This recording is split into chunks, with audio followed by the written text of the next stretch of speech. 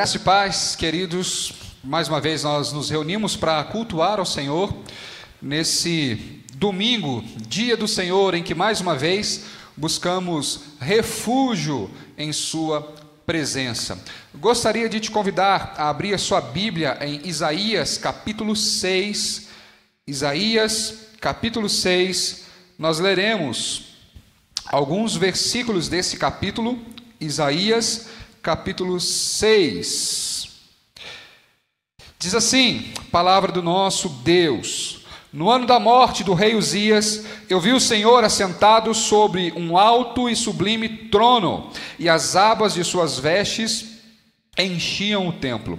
Serafins estavam por cima dele, cada um tinha 6 asas, com 2 cobria o rosto, com 2 cobria os seus pés e com 2 voava. Clamavam uns para com os outros, dizendo: Santo, Santo, Santo é o Senhor dos exércitos. Toda a terra está cheia da sua glória. As bases do limiar se moveram à voz do que clamava, e a casa se encheu de fumaça. Então disse eu: ai de mim, estou perdido, porque sou homem de lábios impuros e habito no meio de um povo de impuros lábios. E os meus olhos, sim, os meus olhos viram o Rei, o Senhor dos exércitos. Então um dos serafins voou para mim, trazendo na mão uma brasa viva que tirara do altar com uma tenaz. Com a brasa tocou a minha boca e disse: eis que ela tocou os teus lábios, e a tua iniquidade foi tirada, e perdoado o teu pecado.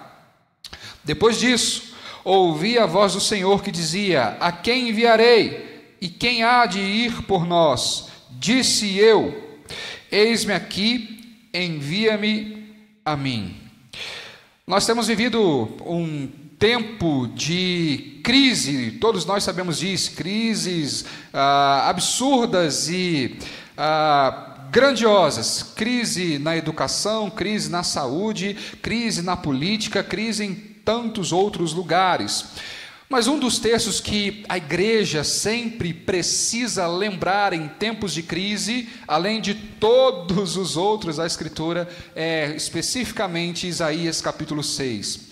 Isaías capítulo 6 nos fala de um princípio de crise. O rei havia caído, o homem que comandava o povo, a grande figura de referência do povo, não estava mais assentado no trono. Isaías diz isso: no ano da morte do rei Uzias, eu vi o Senhor assentado no alto e sublime trono de glória. O que esse texto nos ensina e nos ajuda a pensar? Eu queria que você pensasse nisso neste domingo. Meus irmãos, independente da crise que nós estejamos enfrentando, seja emocional, seja ela familiar, seja na educação, seja na saúde, seja na segurança, seja na política, os nossos olhos precisam estar fixos no Senhor, Deus de toda a terra.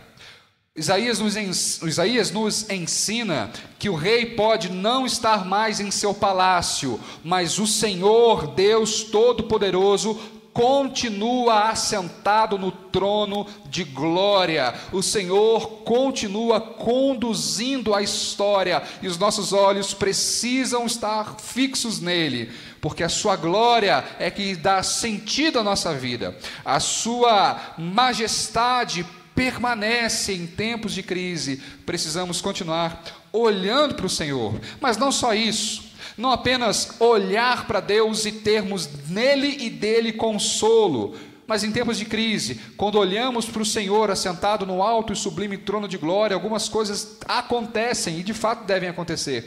Primeiro, o reconhecimento da grandeza dele e da nossa pequenez. Isaías contempla a majestade de Deus e diz assim: ah, Senhor, tu és maravilhoso, tu és majestoso. Isaías vê todo o ambiente que está ao redor de Deus e diz: olha, tu és o Rei da glória, o Senhor dos exércitos. O reconhecimento da grandeza de Deus. Mas não só isso. Isaías olha para o Rei da glória e se enxerga como um servo miserável e necessitado do Senhor e diz: ai de mim, porque os meus olhos viram o Rei.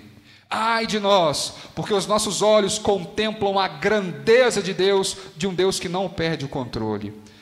Isaías reconhece o seu pecado, dizendo: olha, eu sou um homem de lábios impuros e o meu povo também o é. Senhor, o nosso destino, ou o que há de ser reservado para nós é a perdição, porque o Senhor é santo e nós não somos. Isaías faz uma oração: Senhor, tem misericórdia de mim, tem misericórdia de mim. E eu te convido, nesse momento, não apenas olhar para o Rei da Glória, mas olhar para nós, para você, para mim, para a igreja, para o povo de Deus, para o mundo, e reconhecer, assim como Daniel reconheceu no seu capítulo 9 do livro de Daniel, que nós somos um povo que temos pecado e envergonhado o Senhor. Que nós possamos fazer essa oração de Isaías: ai de nós, e termos a certeza de que o Senhor, Rei da Glória, não deixa essa oração passar despercebida. Ele envia um anjo que toca no problema de Isaías. Ele diz: eu sou um homem de lábios impuros e habito no meio de um povo de puros lábios. Deus então toca com uma brasa viva nos lábios de Isaías e diz: olha, os seus pecados foram perdoados. Que na confissão do nosso pecado, no reconhecimento dos nossos erros, que nós possamos sentir e ter a certeza de que Deus trata, de que Deus toca, de que Deus cauteriza a ferida manchada ou deixada ou aberta pelo pecado. E a partir do momento que a ferida foi cauterizada, sarada, tratada, temos uma ordem. O Senhor pergunta: quem há de ir? E ele diz: eu vou. E então Deus diz: vá. Nosso chamado, irmãos, para esse tempo é de sermos como Isaías, pregando e levando esperança em tempos de crise, dizendo para o povo lá fora: olha, a crise está aí, mas o Senhor é maior do que ela. Olha, o rei pode não estar no seu palácio, há problemas e tormentas em todos os lugares, mas o Senhor continua sentado no trono. Creia. E nesse dia, gostaria que você pensasse nisso e adorasse o Senhor com inteireza de coração. Nesse momento, que o Senhor te abençoe, abençoe a tua casa e te dê uma semana abençoada, em nome do Senhor Jesus. Que você seja forte e corajoso, não tema, e adore o Senhor em todas as circunstâncias.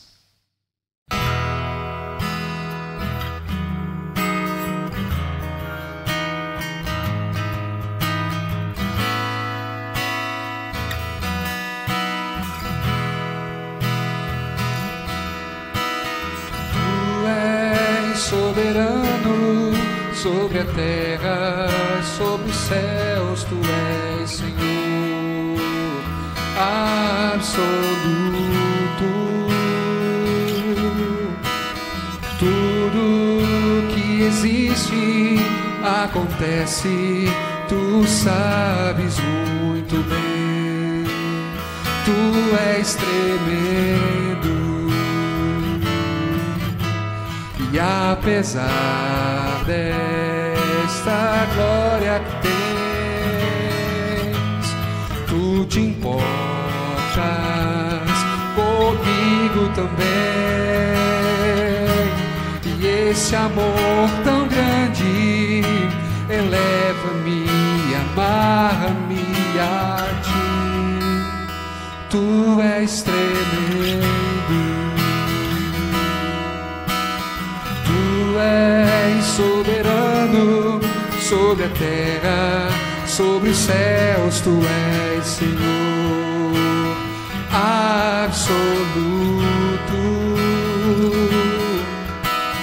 Tudo que existe acontece, tu sabes muito bem. Tu és tremendo.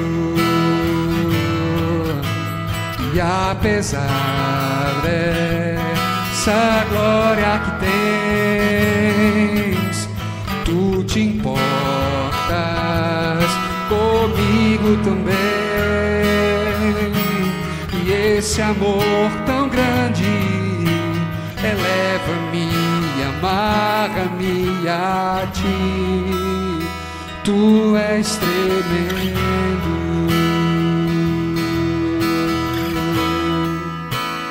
Tu és tremendo.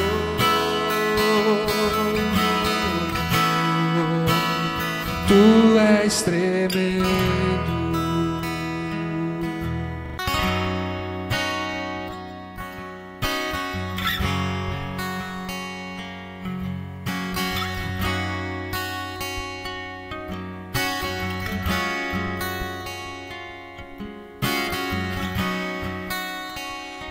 Todos necessitam de um amor perfeito, perdão e compaixão. Todos necessitam de graça e esperança, de um Deus que salva.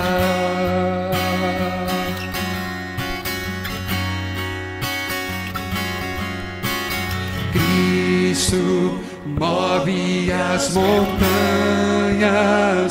e tem poder para salvar, tem poder para salvar, para sempre, autor da salvação.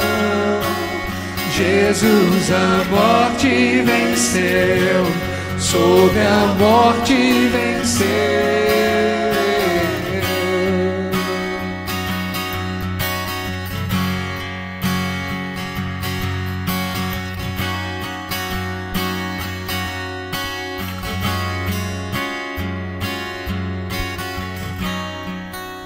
Me aceitas com meus medos, falhas e temores,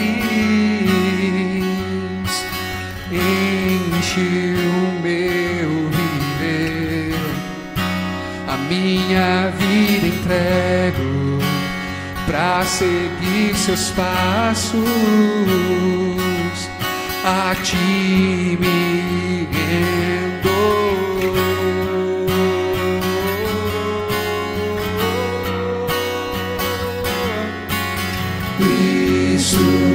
Move as montanhas e tem poder para salvar, tem poder para salvar, para sempre, autor da salvação. Jesus a morte venceu, sobre a morte venceu. Posso o mundo ver brilhar a luz, cantamos para a glória do Senhor Jesus Cristo.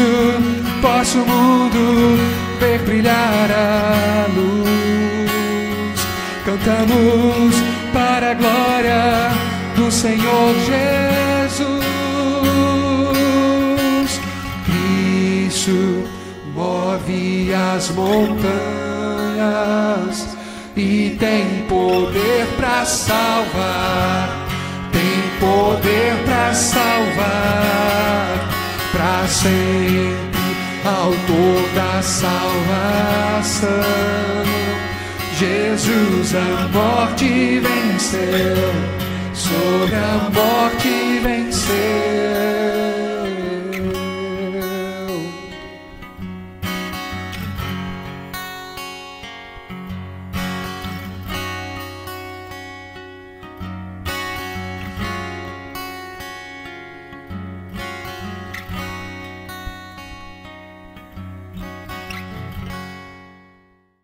Graça e paz, irmãos, que o nosso bom amado Senhor Jesus Cristo.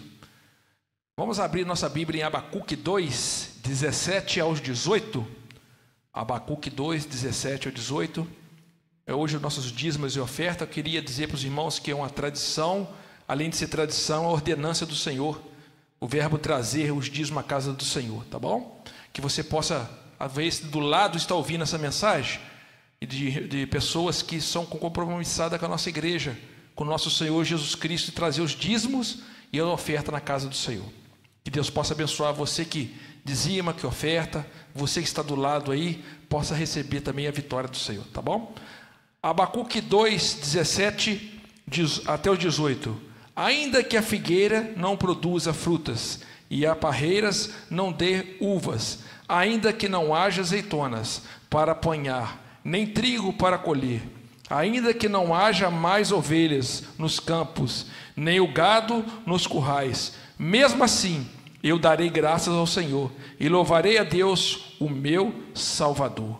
Amém. Antes de orar, eu quero dizer que a confiança no Senhor nesse momento difícil, você possa confiar no Senhor, você possa confiar nele, que Ele irá suprir suas necessidades. Amém? Vamos orar. Senhor Jesus, te agradecemos, meu Pai, pelos dízimos e oferta colocado na tua casa.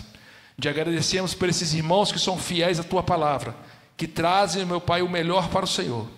Queremos também agradecer, Senhor meu Deus, porque a nossa casa aqui de oração, Senhor, que a nossa igreja tem sido suprida pelo Senhor. Muito obrigado por esses irmãos que têm feito, Senhor meu Deus, essa obra caminhar, porque somente o Senhor que pode dar força a cada um de nós. Obrigado por tudo, Senhor. Te louvamos, te agradecemos por esse dia especial, que é o dia de entregar nossas ofertas e dízimo. Em nome de Jesus, amém.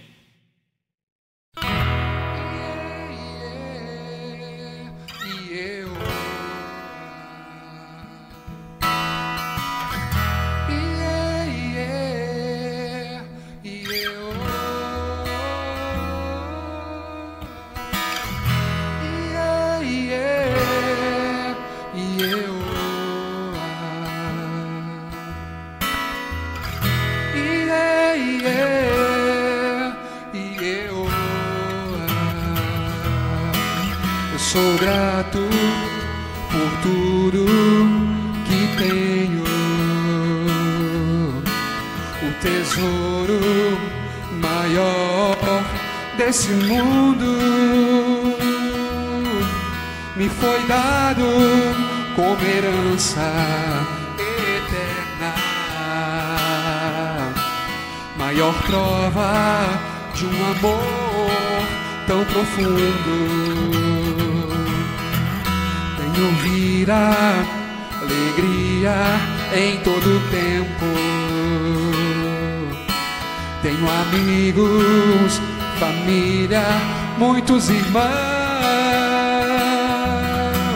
Foi Jesus, meu amigo verdadeiro, que fez tudo ao me dar a salvação. Louvarei ao Senhor em todo o tempo. Seu louvor estará continuamente em meus lábios e também no coração. Jesus Cristo será sempre minha canção.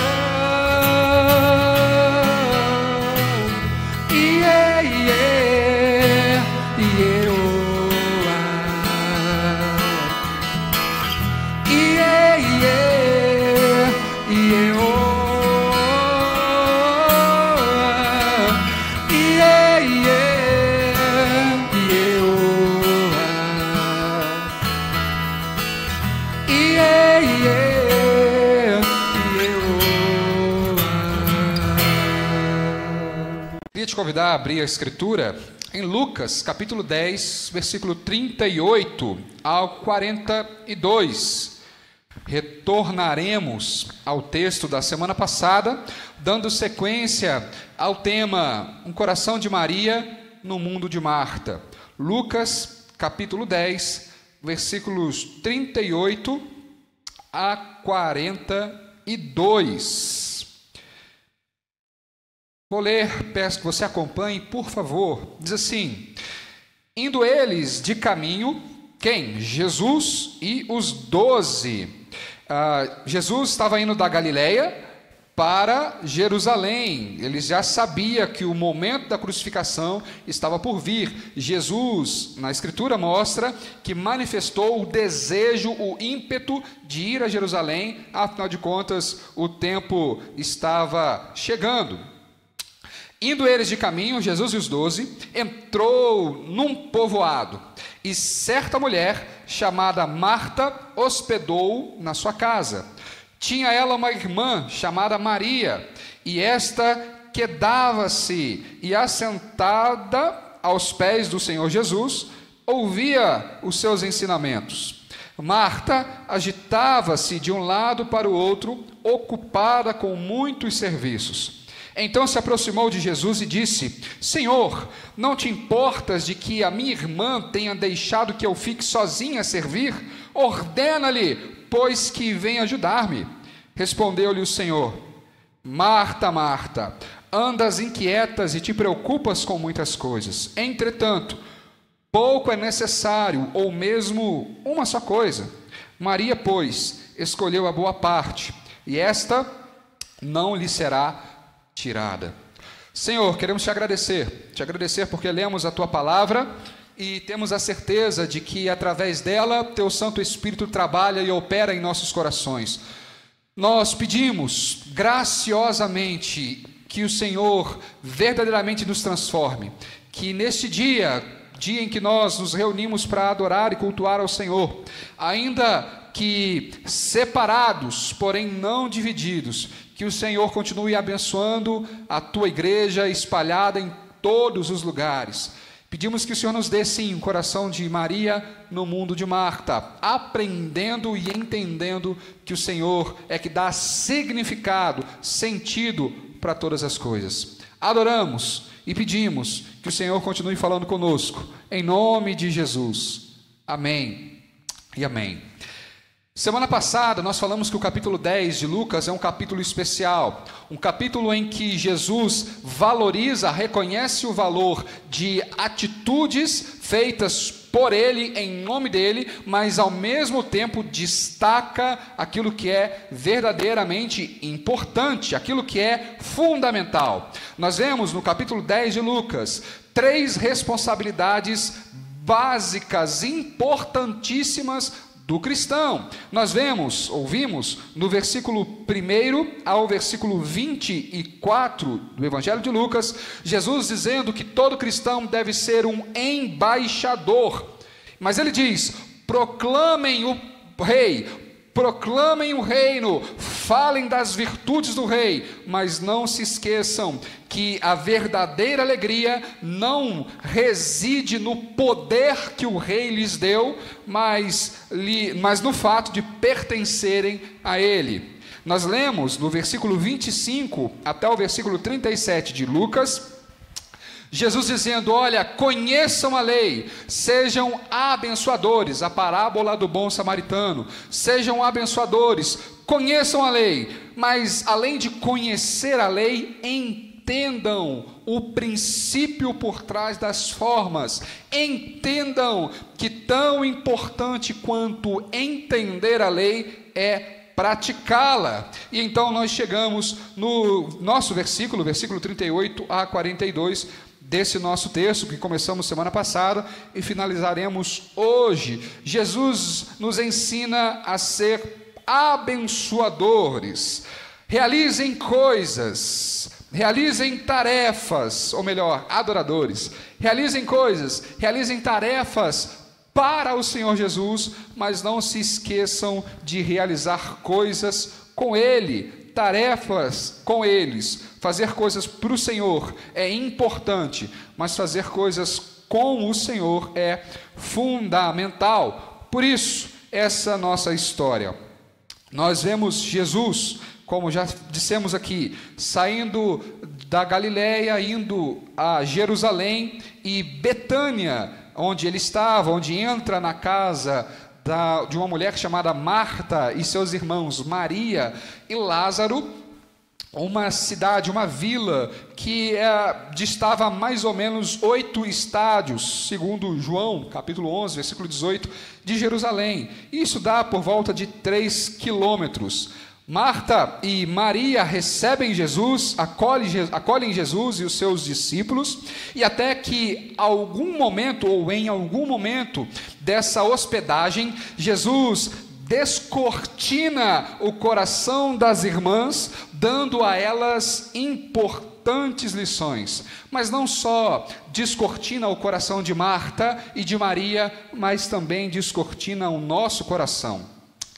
A Bíblia não fala muito a respeito dessa família. Marta, Maria e Lázaro são mencionados pelo nome apenas 3 vezes na Escritura. Nós vemos aqui Lucas 38 a 42, em João, capítulo 11, versículos 1 a 44, a ressurreição de Lázaro, uma história muito conhecida, e depois João, capítulo 12, versículos de 1 a 11. Nós vamos voltar nesse texto mais à frente. Falamos na semana passada sobre o mundo de Marta. Falamos das dificuldades, falamos dos problemas, falamos dos desafios e falamos sobre o senhorio de Deus, inclusive sobre o mundo de Marta.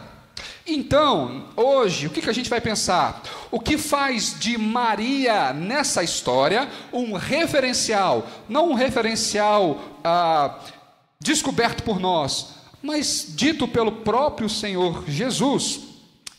Maria de Betânia, não confunda com a Maria Madalena, com a outra Maria ou com a mãe de Jesus, mas essa Maria de Betânia aparece 3 vezes no relato das Escrituras, como nós falamos aqui. E o interessante é que nas 3 vezes que Maria de Betânia aparece, ela se encontra no mesmo lugar, aos pés do Senhor Jesus. Se você observar Lucas capítulo 10, versículo 39, Maria está ali aos pés de Jesus, ouvindo a sua palavra. Se você observar João capítulo 11, versículo 32, quando Lázaro, o seu irmão, morre, Maria se levanta e se lança aos pés de Jesus, dizendo: Mestre, Senhor, se o Senhor estivesse aqui, meu irmão não teria morrido. Maria lança-se aos pés de Jesus, dividindo com ele a sua tristeza.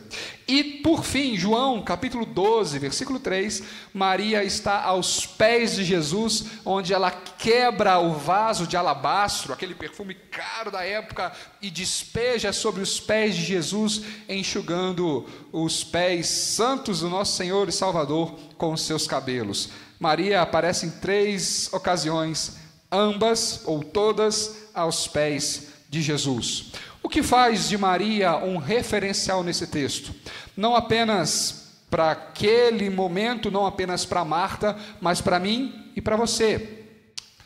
O que a gente vai tentar, o que nós vamos trabalhar aqui, o que nós vamos dizer é que de fato Maria entendeu o tempo que ela estava vivendo, a prioridade, a necessidade daquele momento. A melhor parte que Maria descobriu, o texto diz isso, né?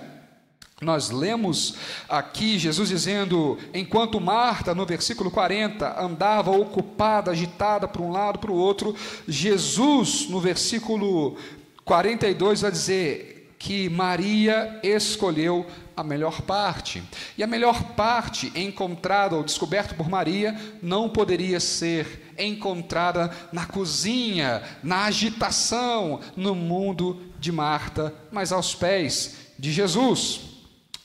Irmãos, se a gente não tiver cuidado, nós podemos ser seduzidos pelos mesmos problemas, pelas mesmas coisas que ocupavam a cabeça de Marta. Falamos aqui que a palavra utilizada para ocupação é a mesma utilizada para ministério, ou melhor, a palavra utilizada aqui para serviço é a mesma utilizada no Novo Testamento para ministério, cuidado, diaconia. Muitas vezes nós estamos tão atarefados, fazendo coisas para o Senhor, que nos esquecemos de fazer coisas com o Senhor. Isso serve para a nossa igreja, isso serve no nosso trabalho, isso serve para a nossa família. Às vezes a gente está tão interessado em trabalhar, em fazer coisas, e ter um reconhecimento, um salário, e a gente acaba se perdendo nesse caminho.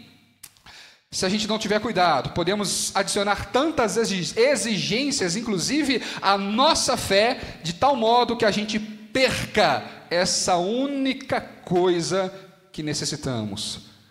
Podemos perder, ou essa única coisa acaba sendo engolida por muitas coisas, e o melhor de Deus, e o melhor, acaba sendo substituído por aquilo que é bom.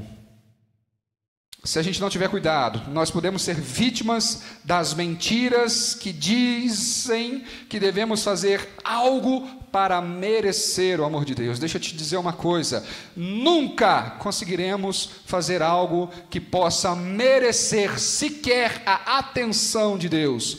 Por isso nós somos amados pela graça, chamados pela graça, redimidos pela graça, somente isso. E a gente precisa entender o que Maria entendeu, o que a igreja ao longo do tempo precisa, ou tem entendido e precisa entender. Nós devemos compreender que Deus não nos escolheu para nos usar apenas. O serviço a Deus é parte do pacote, é parte do kit, mas a princípio Deus não nos escolheu para usar. Ele não precisa da nossa mão de obra, Ele não precisa do nosso esforço, Ele não precisa dos nossos dons, Ele não precisa dos nossos talentos. Deus não busca verdadeira adoração. Adoração Ele sempre teve. Ele criou os anjos ministradores, aqueles que ficam diante do trono, como nós lemos aqui no começo do nosso culto, cantando dia e noite: santo, santo, santo é o Senhor. Deus não procura adoração, Deus procura adoradores. Ele procura pessoas que abrem de fato o coração e se relacionam com Ele. Deus não nos escolheu para nos usar. Nós não somos como Umpa-Lumpas da Fantástica, como naquele filme, naquele livro, a Fantástica Fábrica de Chocolate. Nós não somos como Umpa-Lumpas em alguma fábrica universal de chocolates, trabalhando dia e noite para produzir um chocolate ou um cristianismo agradável e gostoso. Não foi isso, ou para isso que Deus nos chamou. Nós não fomos criados para satisfazer alguma necessidade egoísta de Deus. Ele não precisa disso. Os anjos adoram ao redor do trono eternamente. Nós não somos um projeto celestial de ciências. Nós não somos animais de laboratórios deixados soltos para que Deus então perceba e conheça a nossa interação. Não, Ele sabe de tudo, Ele conhece a todos. O nosso Deus é também o nosso Pai. O nosso Deus deseja nos dá uma vida abundante. O nosso Pai deseja que tenhamos uma vida abundante. Ele deseja nos presentear com uma herança e compartilhar conosco a sua presença. É isto que o texto está dizendo. Jesus não estava querendo ser servido pelas mãos habilidosas de Marta, mas isso também não significa que ela estava errada. A gente vai falar isso daqui a pouquinho. Mas o momento não era de um serviço prático, tirânico, emergencial, mas era um momento de aprendizado, de desfrutar da presença do Senhor. O que Deus deseja é muito simples, apenas uma coisa: Ele quer você, e Ele te quer por inteiro. Ele não quer apenas uma parte do seu dia, Ele não quer aquilo que sobra, Ele não quer aquilo que dá para dar, Ele não quer um pedacinho do seu dinheiro, um pedacinho da sua casa, um pedacinho do seu talento, da sua boa intenção. Ele te quer por inteiro, Ele nos quer por inteiro. Por que a gente tem vivido tantas crises, como falamos no começo? Porque, infelizmente, a igreja não tem se comportado como deveria se comportar. A igreja tem cara de igreja quando se reúne nos templos, e esse tempo de pandemia tem nos ensinado que a igreja é muito maior do que as paredes do templo e as paredes do tempo. A igreja foi chamada para viver fora dos portões, chamados para fora, e esse, um dos sentidos e significados da palavra grega igreja, é exatamente este: chamados para fora. E nesse tempo temos sido, apesar de orientados a ficar em casa, você como igreja, independente do lugar em que esteja, foi chamado, está sendo chamado por Deus para ir, para falar, para evangelizar, para dizer: o rei pode não estar no seu trono, mas o Senhor continua governando poderosamente. A saúde, que para muitos é considerada uma deusa, afinal de contas, saúde é o que interessa, dizia o sábio Paulo Cintura. Saúde é o que interessa, o resto não tem pressa. Hoje muita gente tem sofrido e padecido com isso. Para muitos a segurança é uma deusa, para muitos a educação, a sabedoria, a ciência é uma deusa, e a gente está lidando, pelo menos hoje, a gente está no final de abril, não é, Gabriel? Me ajuda aí. Que dia? 25 de abril, obrigado, Gabriel. 25 de abril, pode deixar, não precisa cortar isso depois não. 25 de abril. Ainda não temos o tratamento, a vacina contra o coronavírus. A ciência ainda está de joelhos e ela sempre estará de joelhos diante do Senhor. A ciência não domina sobre Deus, muito pelo contrário, Deus é o Senhor soberano sobre tudo e todos. O Senhor é o Deus, nosso Deus, o Senhor Jesus, é Senhor do tempo, é o Senhor da história, é o Senhor da medicina, é o Senhor da política, é o Senhor dos senhores, é o Senhor das leis. Ele é Deus todo-poderoso. Todo-poderoso, e Ele nos quer por inteiro, uma vida por inteira. Estávamos dizendo que a vida está do jeito que está, porque a igreja não tem se comportado do jeito que deveria se comportar. Ai de mim, diz Isaías. Deus trata do problema de Isaías, perdoa os seus pecados e diz, vá. E hoje Ele tem dito isso para a gente, vá, ainda aqui em casa.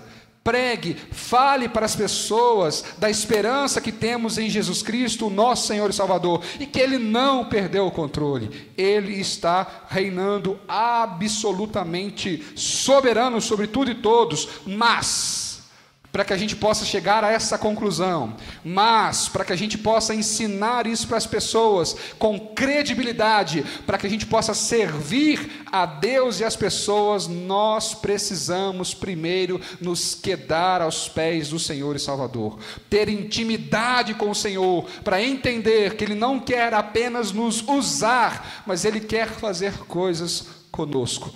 Ele não quer provar das coisas que temos, da mesa que temos a oferecer para Ele. Afinal de contas, o que daríamos ao Senhor? O que daríamos a um Deus que tem tudo? Mas deveríamos primeiro entender que o que Ele quer de nós é relacionamento. Por isso, para ter um coração de Maria no mundo de Marta, a gente precisa aprender algumas coisas. E para a gente encerrar apenas 2 coisas é necessário. A gente precisa aprender a aproveitar a oportunidade. Aprender a aproveitar a oportunidade. Na verdade, acho que foi a última pregação que nós tivemos aqui no nosso templo, quando as coisas começaram a se complicar ainda mais. Contamos uma história, uma ilustração que eu ouvi há um tempo, de um menino que toda vez que passava perto de uma venda, ele passava o dedo num pote de melado e comia. Isso repetiu por vários dias. O menino passava perto do pote de melado e, escondido ali, passava o dedo e comia, até que o dono da venda descobriu o menino e ficou escondido. Quando o menino foi repetir o gesto, o dono da venda pegou o menino pelo braço, virou o menino de cabeça para baixo, levantou o menino e ia colocar o menino inteiro dentro daquele pote de melado. E aí, antes de fazer isso, o dono da venda pergunta ao menino: você tem alguma coisa para dizer? E ele levanta os olhos, olha para dentro do melado e diz: Senhor, que a minha boca seja do tamanho dessa oportunidade. Que a gente entenda que temos tido oportunidade de buscar ao Senhor, que esse é um tempo para isso. A Escritura vai dizer que nós devemos buscar ao Senhor enquanto nós podemos achá-lo e encontrar ou invocá-lo enquanto Ele está perto. Nós devemos fazer isso, porque nós podemos fazer isso. O que Maria nos ensina aqui, o coração de Maria é um coração que reconhece, que aproveita as oportunidades. Jesus vai dizer, Maria, no versículo 42, encontrou ou escolheu a boa parte, e essa não lhe será tirada. Aproveitar a oportunidade da presença de Deus, dos ensinamentos de Deus, do consolo, do conforto, do fortalecimento, do deleite que é estar na presença dEle. Jesus estava caminhando ali para os seus últimos dias, os seus últimos períodos de ministério terreno aqui. Maria não sabia o que estava para acontecer na sua plenitude com Jesus, com o Messias, mas ela aproveitou o tempo que ele estava ali. Você já imaginou um negócio desse? Uma outra pessoa que aproveitou o tempo foi Bartimeu, cego. A Bíblia vai dizer, Marcos 10, que ele era cego e mendigo, e Jesus, nessa mesma peregrinação, Galileia para Jerusalém, passa numa cidade chamada Jericó. Acho que sim, Jericó, Marcos 10. Confere aí para mim aí, Gabriel, por favor. Qualquer um dos dois. Jericó, Marcos 10, se eu não me engano. Ele está passando por ali e um cego e mendigo chamado Bartimeu começa a gritar: Jesus, Jesus, filho de Davi, tem Jericó mesmo, né? Isso aí, obrigado, Paulo. Jesus, Jesus, filho de Davi, tem misericórdia de mim.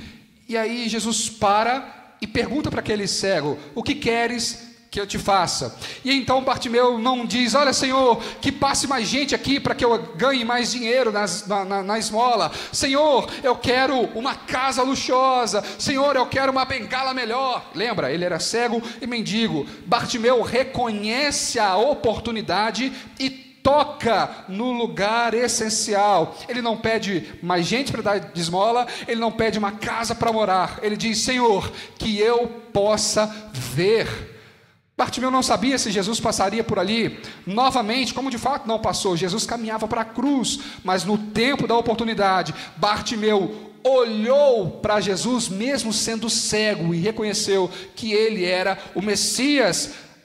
Maria nos ensina nesse texto a aproveitar a oportunidade da presença de Deus. A oportunidade da presença de Deus, ou a presença de Jesus, nos dá a oportunidade de ser corrigido por Ele. E isso é muito, muito, muito, muito importante na vida de qualquer pessoa. Olha só, Marta expõe a sua inquietação, verbaliza isso a Jesus, dizendo: mestre, o Senhor não se importa que a minha irmã me deixou sozinha aqui? Ordena ela para que ela deixe de ficar à toa e me ajude. Ela verbaliza a sua inquietação. Nós vemos aqui no versículo 40: Senhor, não te importas que a minha irmã tenha deixado que eu fique servir sozinha? Ordena-lhe, pois, que ela venha me ajudar. E aí Jesus responde: Marta, Marta, você está inquieta, você anda agitada para um lado para o outro. Jesus não desprezou a inquietação de Marta, mas ele também não ficou zangado. Ao contrário, Jesus falou com suavidade, com ternura, reconhecendo a dor por trás das palavras de lamento da tua serva. Finalmente, ela entende, e nós também, que Jesus nos ama o suficiente para nos confrontar quando as nossas atitudes são equivocadas, quando nós estamos em pecado, quando nós estamos falando coisas que não deveríamos falar, fazendo coisas que não deveríamos fazer. Nós precisamos ter humildade e aproveitar a oportunidade de correção de postura que Deus muitas vezes faz com a gente ou nos dá. Já contei uma história aqui também de um irmão dizendo que ele gostava muito de massagem. Ele e a esposa dele, eles gostavam de fazer massagem no outro por causa das dores que sentiam e relaxavam, até que um dia tiveram a ideia de contratar uma senhora para que pudesse fazer massagem no casal. E aí chegou o dia, a senhora então bateu no horário marcado na casa deles. E a senhora chegou, eles já estavam prontos, o rapaz dizendo: olha, eu já tinha colocado ali a minha roupa de massagem, a minha bermuda, a minha camisa, esperando ali o momento de começar. E aí, ela começou a fazer uma série de alongamentos e pedir para eu encostar a ponta dos dedos das mãos nos dedos dos pés, e alonga para um lado, alonga para o outro, faz isso, faz aquilo. E ele contando: olha, eu fiquei esperando aquele alongamento passar para que então pudesse fazer massagem para que minhas dores passassem. Só que não passava nunca esse momento de alongamento. E ele então perguntou para essa senhora, para a profissional, dizendo assim: olha, muito bom, estou me sentindo melhor, já estou aquecido, mas quando vai começar a massagem? E ela então, muito simples, mas muito séria, disse assim: olha, qual é o seu problema? O que você tem sentido? E ele diz: olha, eu sinto muita dor de coluna, eu sinto alguns problemas aqui na região lombar. E aquela senhora então, com toda simplicidade e assertividade, disse: então o seu problema, a dor da coluna, o que você precisa não é massagem, o que você precisa, na verdade, é endireitar a sua postura.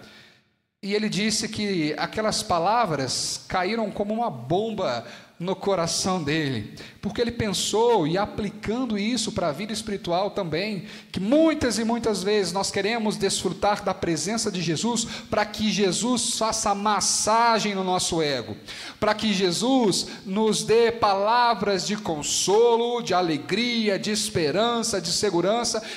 Claro, a gente precisa disso, precisa muito disso, mas ele não faz só isso. Jesus também nos exorta, Jesus também nos disciplina, Jesus também arranca palavras e expressões que estão escondidas no profundo da nossa alma, coisas que precisam ser tratadas, e em nome de Jesus, eu oro e peço para que nesses dias de quarentena, de reclusão, deixe, entre aspas, que o Senhor mexa com a sua postura, que o Senhor trate com aquilo que está no profundo do seu coração. Aproveite a oportunidade da presença de Jesus para ser tratado quanto aos seus pecados, ser tratado quanto ao seu relacionamento, ser tratado quanto a sua vivência com Deus, a sua devocionalidade, o seu futuro, a sua família. Aproveite a oportunidade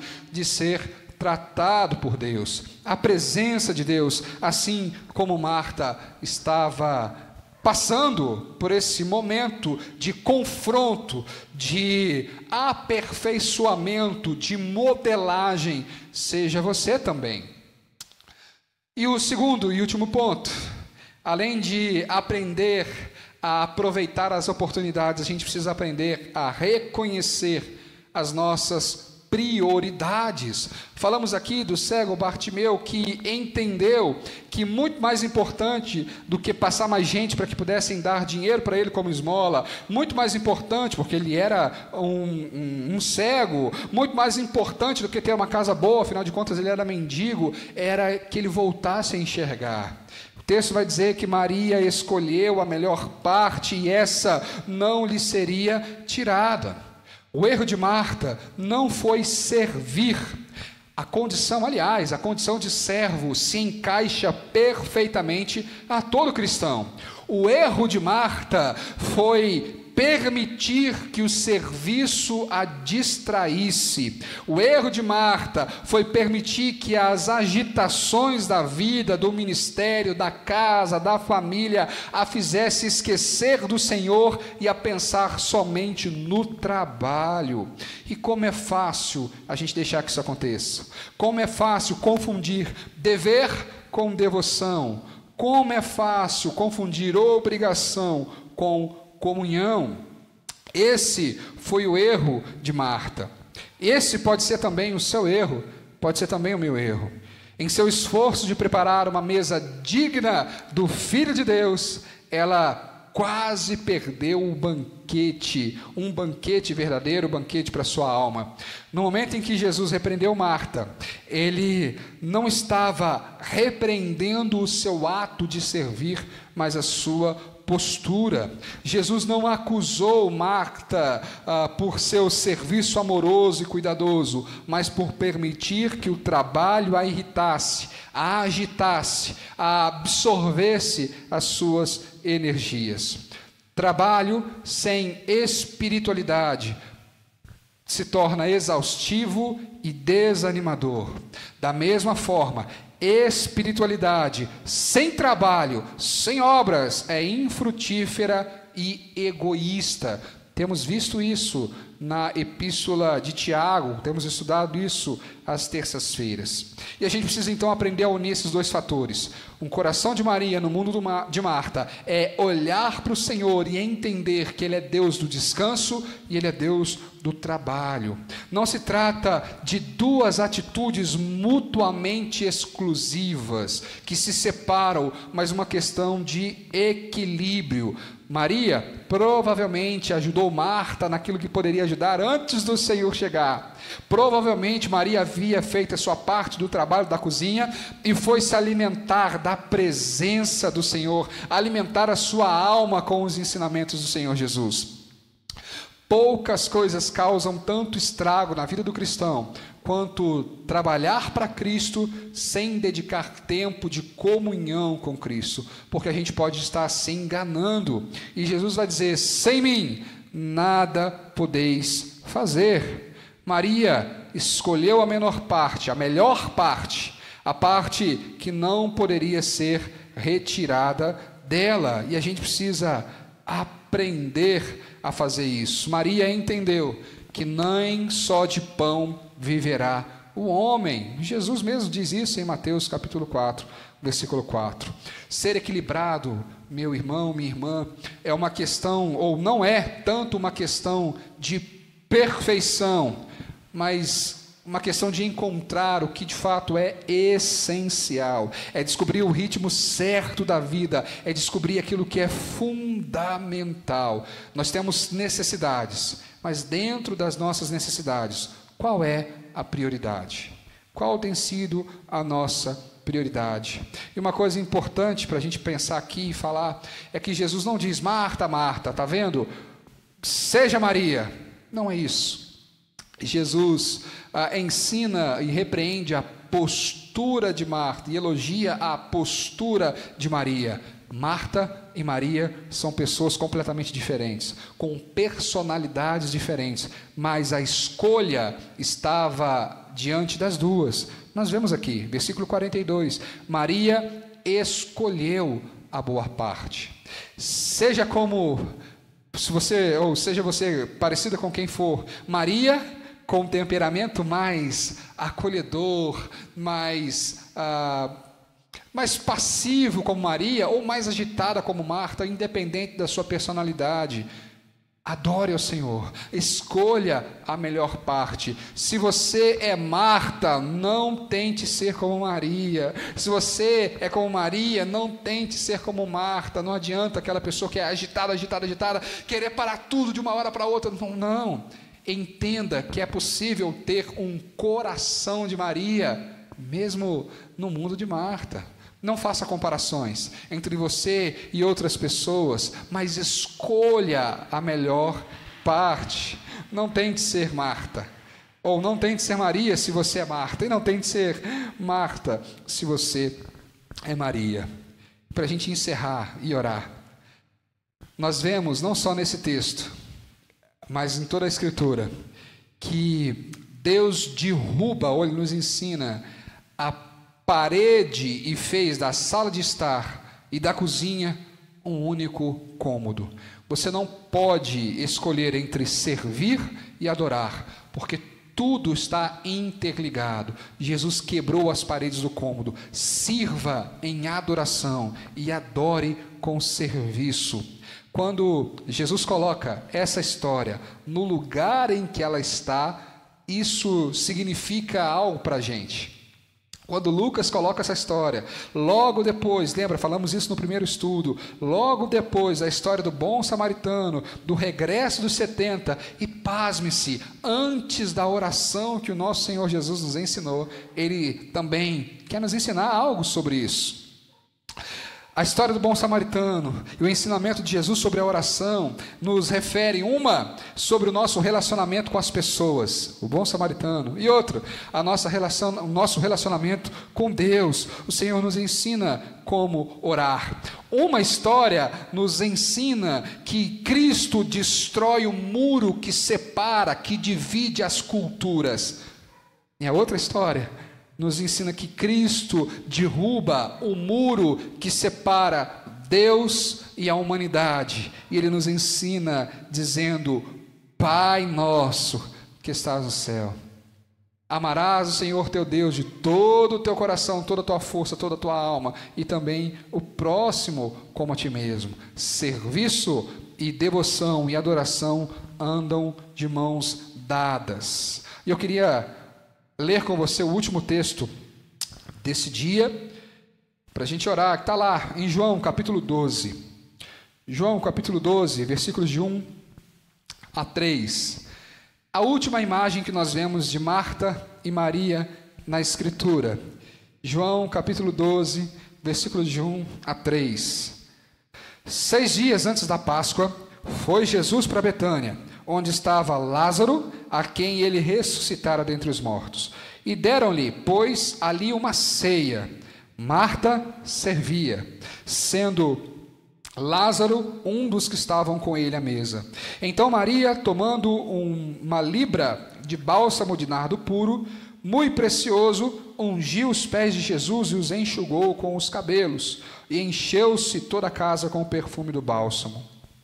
Nós vemos aqui, nesse texto, Marta ainda servia, mas ela não faz com o coração perdido, pelo contrário, ela serve com um coração atencioso.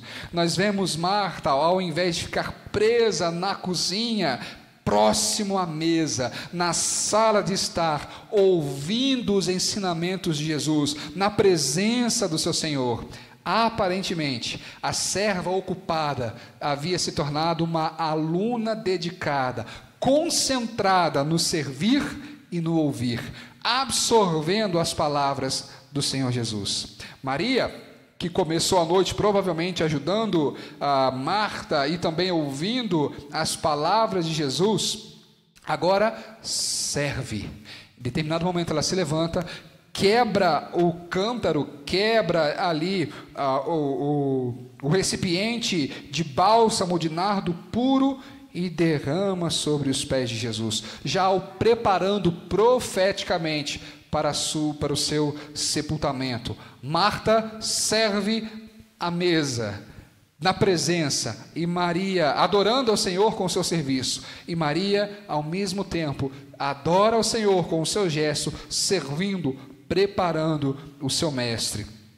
A aluna contemplativa tornou-se uma serva eficiente no momento em que Maria demonstra o seu amor através dessa adoração extravagante. Nós vemos as duas coisas acontecendo juntas. Por isso, para que a gente tenha um coração de Maria no mundo de Marta, nós precisamos lembrar daquilo que nós pensamos nesses 2 domingos. Em primeiro lugar, nós vivemos no mundo de Marta. Não podemos ser alienados às nossas agitações e às nossas preocupações. Precisamos fazer um diagnóstico daquilo que nós temos visto e vivido. Vivemos no mundo de Marta. E nesse mundo de Marta existem distrações e dúvidas. E a gente precisa entender que essas distrações e dúvidas, muitas e muitas vezes, nos afastam de Deus, ao invés de nos aproximar. A gente precisa entender que mais importante do que fazer coisas para Deus, é fazer coisas com Ele, e que Ele se importa. Marta pergunta: não te importas? A resposta é sim, Ele tanto se importa, que veio morrer por nós, nos salvar dos nossos pecados, dos nossos medos, dos nossos problemas. Nós vivemos no mundo de Marta. No mundo de Marta existem distrações, mas o mundo de Marta é governado por Deus também. E ele diz: aquietai-vos, parem de lutar e sabei que eu sou Deus. E por isso, o mundo de Marta não pode nos escravizar. Em nossas explosões de dúvidas, nós temos que tomar o cuidado de não nos levantar como donos da verdade, donos da razão, acusando não só os nossos irmãos, mas o nosso próprio Deus.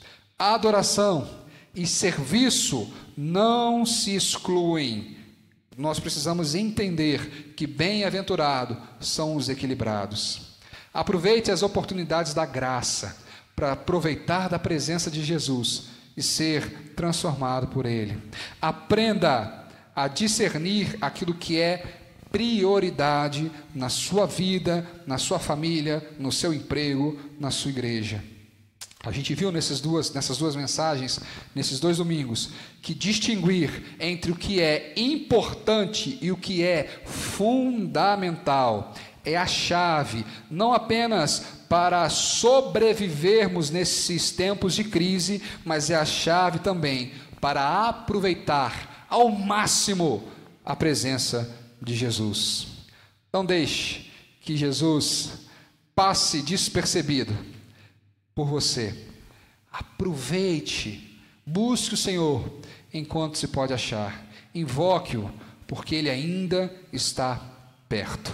Vamos orar mais uma vez? Senhor, te agradecemos pela Tua palavra, que é poderosa, que transforma, que restaura, que lava, que limpa, que muda e molda o nosso pensamento.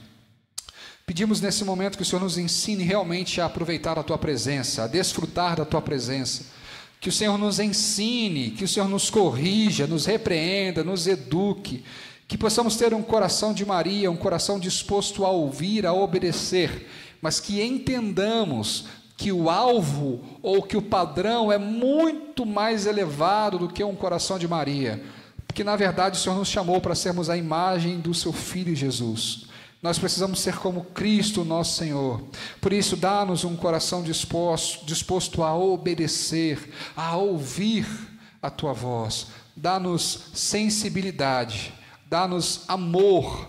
Nos ajude, Deus, a perceber a voz do Senhor nas coisas simples dos nossos dias. Nos ajude a olhar para o nosso próximo com compaixão, com misericórdia, e a despeito das agitações naturais e normais dos nossos tempos, que nós não percamos a capacidade de discernir a boa e agradável voz do Senhor, diante de tantas outras vozes que se levantam. Esse é o nosso pedido, e rogamos que a maravilhosa graça do Senhor Jesus, que o amor eterno e imensurável de Deus, o nosso Pai, que o consolo, conforto e o fortalecimento do Espírito Santo de Deus repouse sobre a igreja do Senhor, espalhada por toda a terra, hoje e até o dia que o Senhor há de voltar. E nós, confiadamente e ansiosamente declaramos: Maranata, ora vem, Senhor Jesus.